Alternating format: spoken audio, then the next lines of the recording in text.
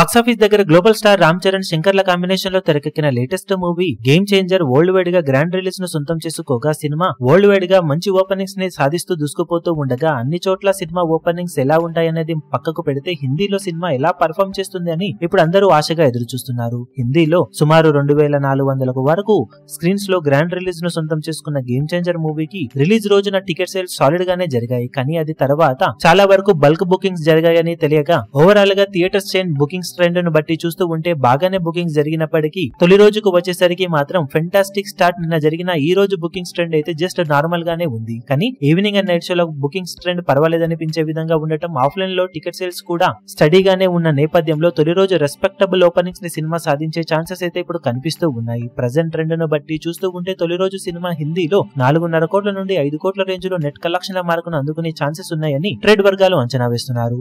Offline ticket sales లెక్కలపై collections ఎంతవరకు వెళ్లవచ్చు లేదా ఇదే రేంజ్ లో ఉండవచ్చు అనేది అంచనా వేయగలం. ఓవరాల్ గా హిందీలో సినిమా మంచి ఓపెనింగ్స్ దిశగానే వెళుతూ ఉన్నప్పటికీ అందుకోవాల్సిన టార్గెట్ గట్టిగానే ఉన్న నేపథ్యంలో సినిమా ఇంకా స్ట్రాంగ్ హోల్డ్ ను చూపించాల్సిన అవసరం ఉంది.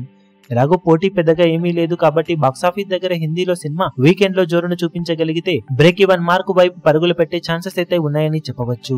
ఇక బాక్సాఫీస్ దగ్గర మొదటి రోజు అఫీషియల్ గా హిందీలో సినిమా ఎలాంటి కలెక్షన్లను సాధించగలుగుతుందో చూడాలి. ఈ వీడియో మీకు నచ్చినట్లయితే లైక్ చేయండి, షేర్ చేయండి, ఛానల్ ను సబ్స్క్రైబ్ చేయడం మాత్రం మరవకండి. ఏ చిన్న అప్డేట్ ను మిస్ అవ్వకూడదు అనుకుంటే బెల్ ఐకాన్ ను ప్రెస్ చేయండి.